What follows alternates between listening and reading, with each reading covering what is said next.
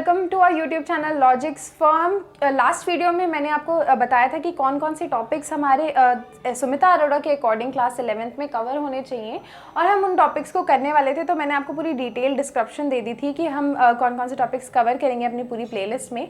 आज हम first chapter से शुरू करने वाले हैं। छोटा सा टॉपिक हम आज इस वीडियोज़ में लेंगे, ज़्यादा लेंदी वीडियो में नहीं बनाऊँगी ताकि आपके लिए भी काफ़ी वो हैवी ना हो।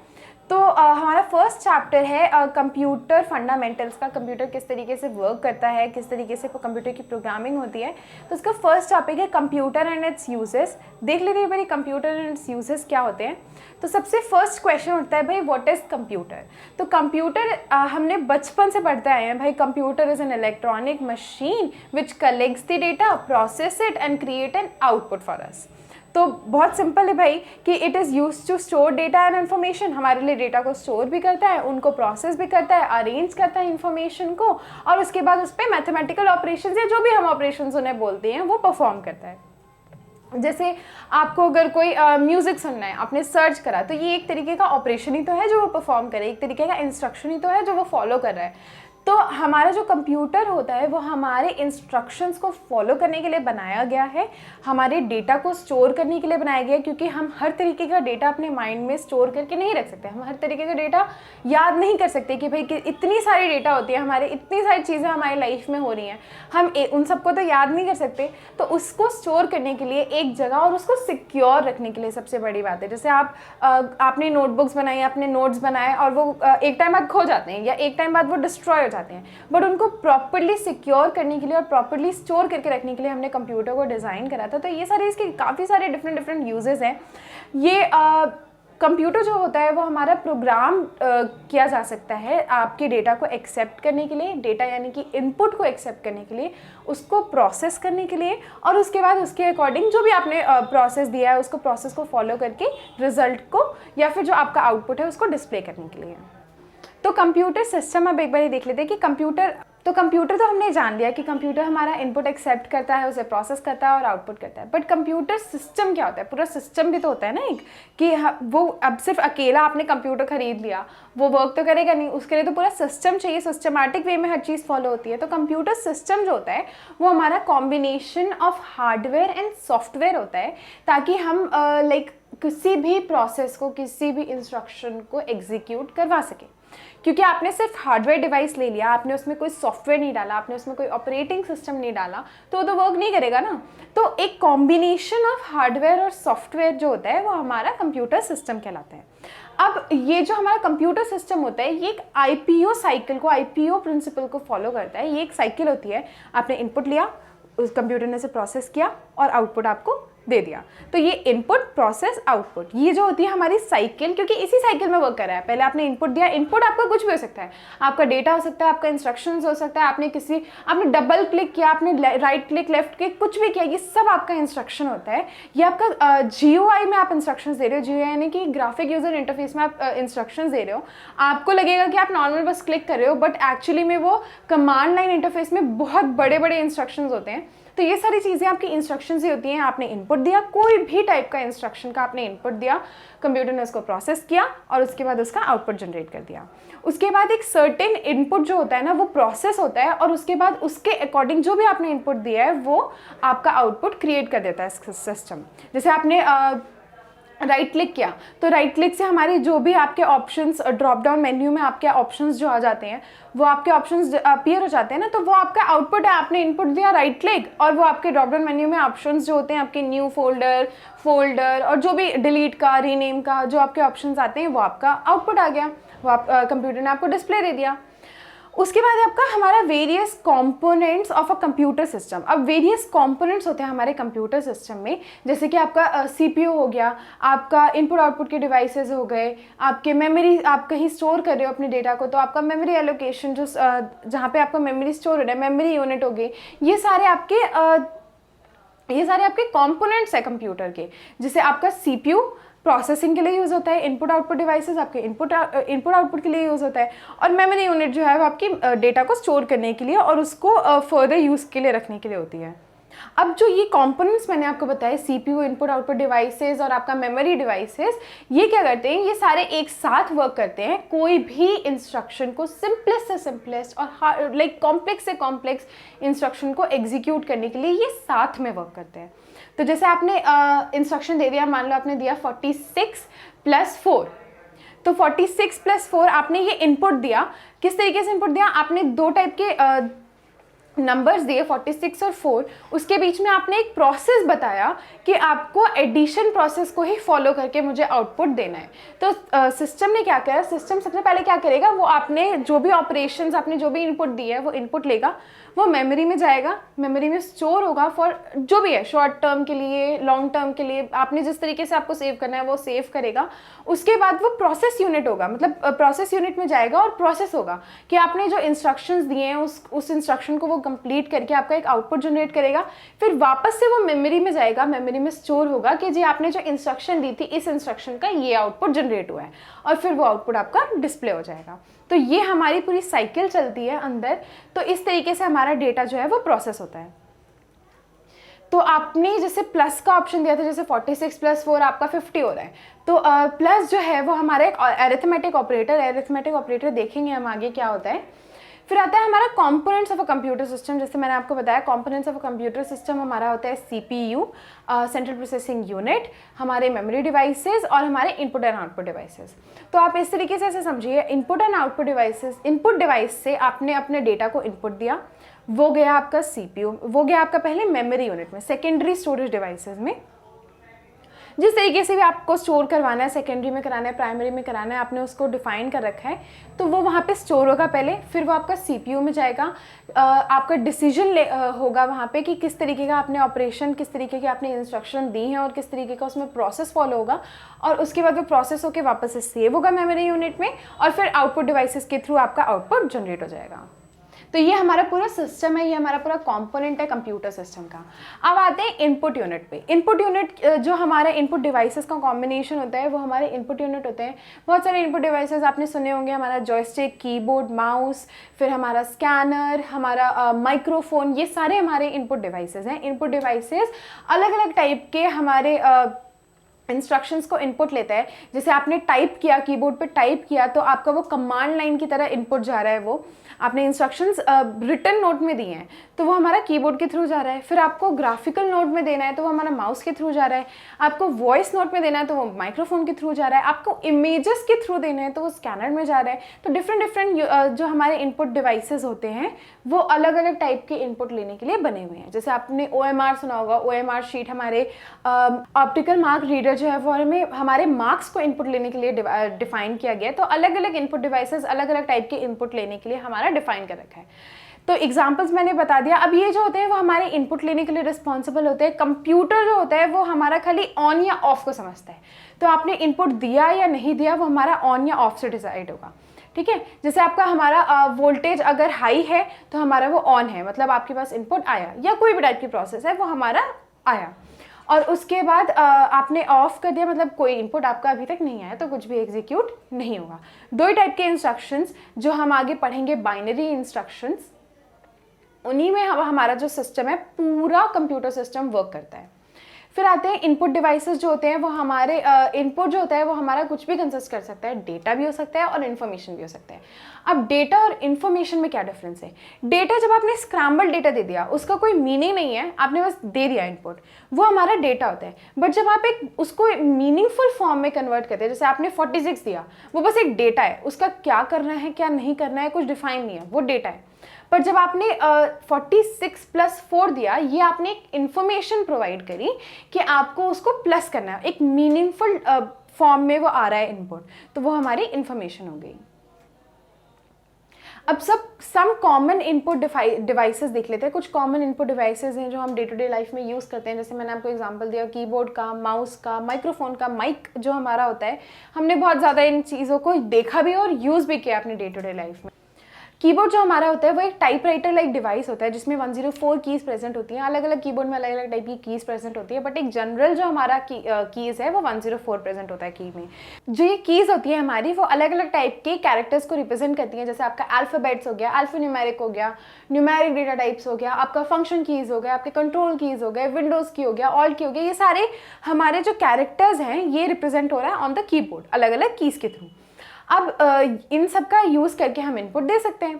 फिर आता है आपका माउस। माउस जो है एक पॉइंटिंग डिवाइस होता है जिसके बेस में आपका या तो एक पॉइंटर लगा होता है या एक लेज़र लाइट लगी होती है जिसके थ्रू आप चीज़ों को पॉइंट कर सकते हो अपने सिस्टम में किसी भी टाइप के इंस्ट्रक्शन देने के लिए या मूवमेंट किसी भी टाइप का आपका कुछ आपको ओपन करना है, क्लोज करना है, किसी भी टाइप का इंस्ट्रक्शन देने के लिए हम माउस के मूवमेंट से पॉइंट करके सिस्टम को इंस्ट्रक्शंस दे सकते हैं।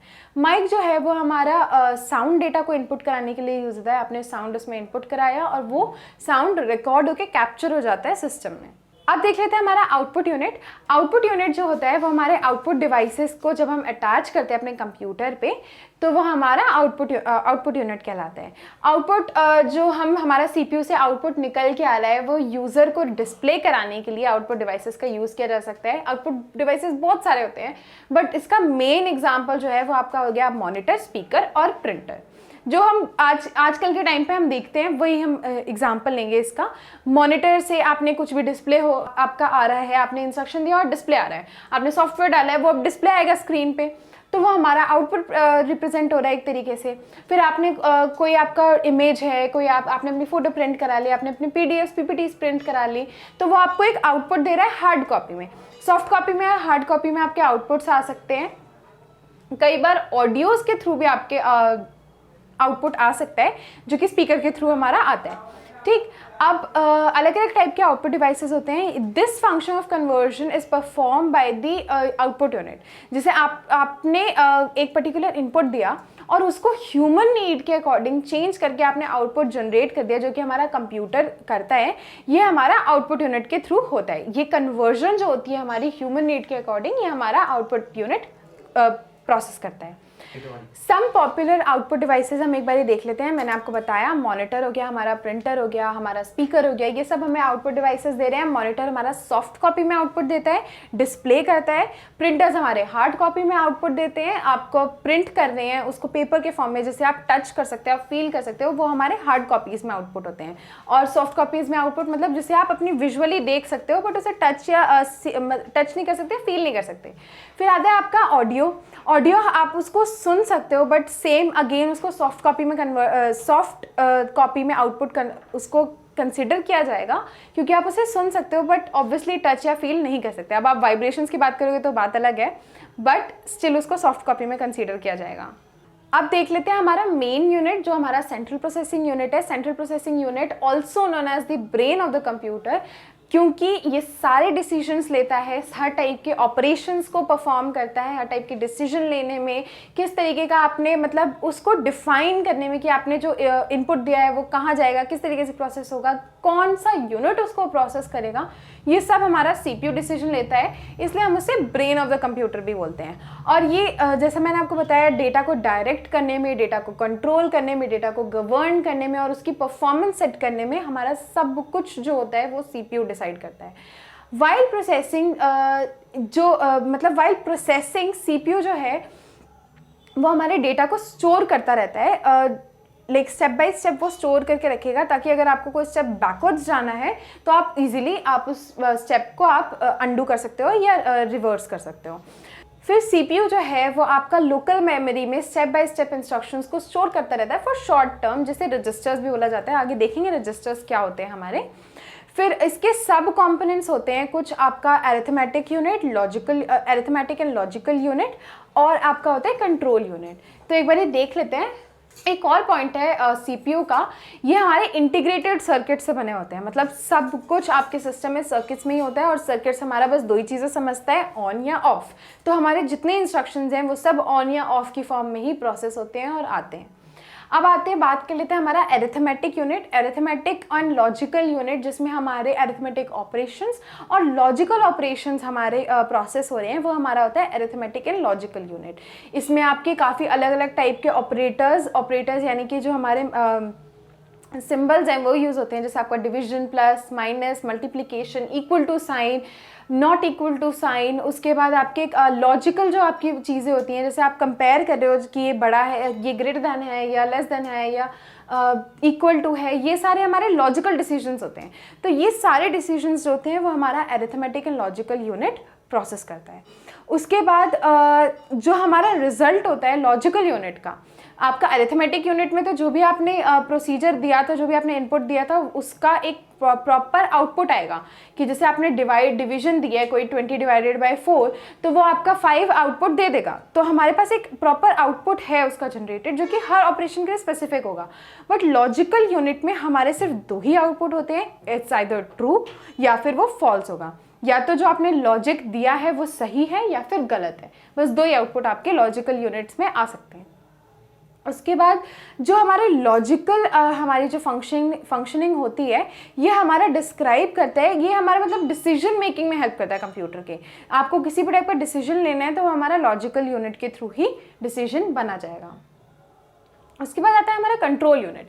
अब मैंने आपको बताया था कि जो हमारा सीपीयू है वो हर चीज़ को डिसाइड कर रहा है कि कौन सी चीज़ कहाँ होगी, कब होगी, कौन से यूनिट में होगी।